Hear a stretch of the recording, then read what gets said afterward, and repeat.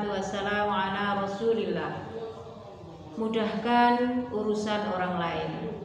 Kalimat ini mengingatkan saya pada pesan ayah saya dahulu. Jangan suka menyulitkan orang lain. Kalau ada yang berbuat tidak baik kepada kita, tidak perlu kita balas. Biarkan Allah yang akan memberi sanksinya. Begitu pesan ayah saya. Alhasil saya menjadi pribadi yang lebih suka mengalah daripada ribut membela diri.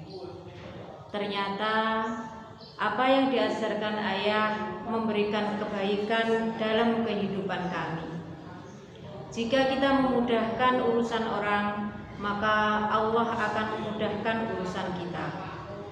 Dalam kehidupan sehari-hari kita sering menjumpai banyak orang yang melakukan hal-hal yang mungkin secara sengaja maupun tidak sengaja mereka mempersulit atau menyakiti orang lain tanpa memperhatikan perasaan yang mereka alami. Ada sebuah kisah yang bisa kita teladani dan kita bisa ambil pelajaran. Di suatu hari ada seorang anak laki-laki, anak seorang pedagang asongan keliling yang berjualan dari rumah ke rumah. Suatu hari karena dia sudah lelah, kemudian ternyata di kantong bajunya hanya tersisa beberapa rupiah. Dalam kondisi yang haus dan lapar, dia memberanikan diri. Nanti ketika menemui rumah berikutnya, maka dia akan meminta makanan atau minuman. Sampai pada sebuah rumah, keberaniannya menghilang. Dia diam, tidak berani mengucapkan kata-kata untuk meminta bantuan. Kemudian datanglah seorang wanita membukakan pintu dan dia bertanya. Dalam hatinya melihat anak ini terlihat sangat lelah dan mungkin dia kelaparan. Kemudian anak ini memberanikan diri. Ibu, saya mohon untuk diberikan segelas air.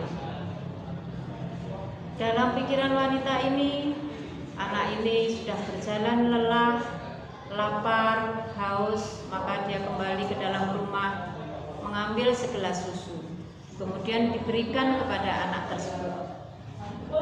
Anak laki-laki ini meminumnya dengan pelan dan lambat. Setelah selesai minum, dia bertanya, "Berapa yang harus saya bayar untuk segelas susu ini?"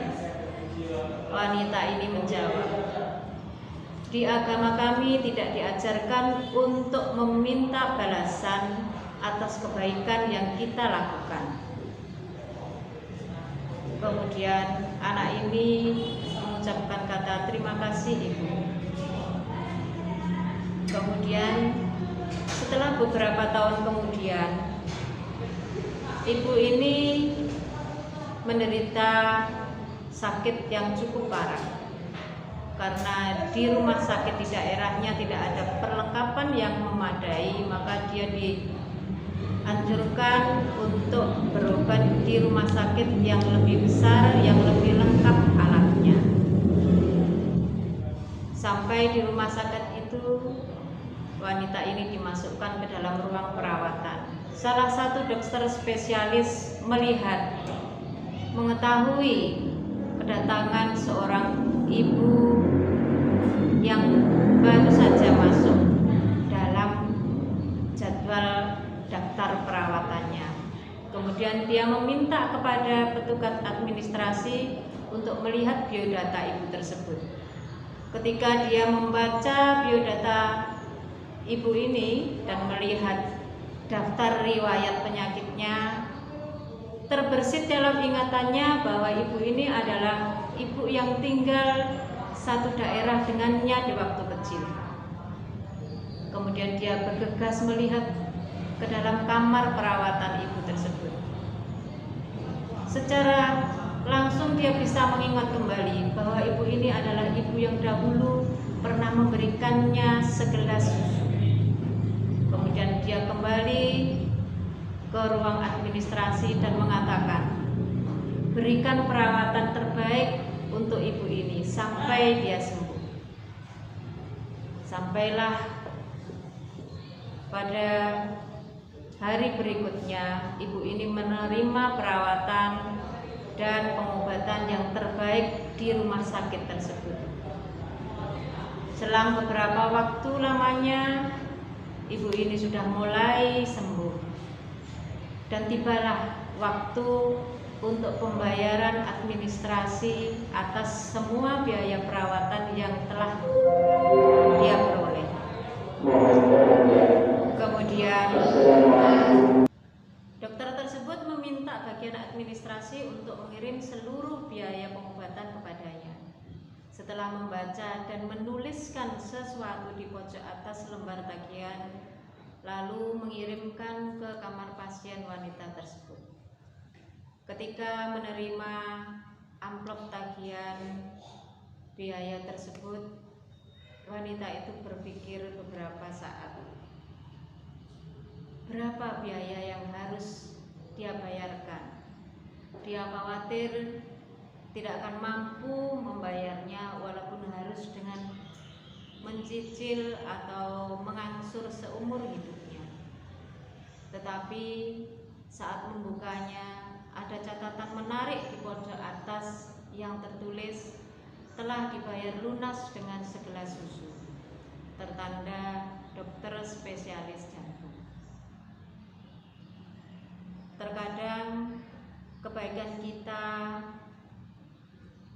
di masa lalu dapat menyelesaikan masalah kita di masa yang akan datang.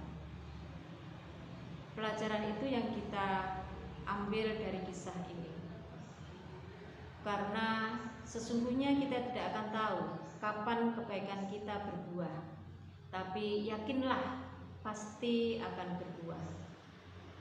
Saat kita berusaha menciptakan cahaya bagi orang lain, kita tentu saja menerangi jalan kita sendiri. Sebuah kebaikan yang tulus ternyata hanya ada saat kita memikirkan kepentingan orang lain, saat kita memikirkan kebaikan untuk orang lain. Maka anak-anakku, siswa-siswi SMP Negeri 3 Kertosono, marilah di bulan puasa ini kita lebih meningkatkan perbuatan-perbuatan yang baik, yang akan mendapatkan pahala yang berlipat. Karena pada bulan puasa ini setiap satu kebaikan yang kita lakukan, maka pahalanya akan dilipatkan 10 hingga 700 kali. Maka marilah kita belajar selalu berbuat kebaikan.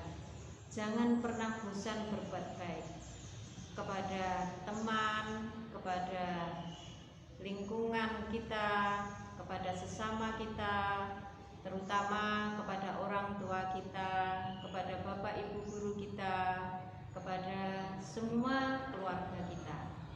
Semoga apa yang saya sampaikan hari ini bisa menambah pengetahuan dan bisa menambah kita menjadi lebih baik untuk diri saya sendiri dan untuk kalian semua. Demikian apa yang saya sampaikan. Ada kata yang kurang atau lebihnya saya mohon maaf. Saya akhiri. Wassalamualaikum warahmatullahi wabarakatuh.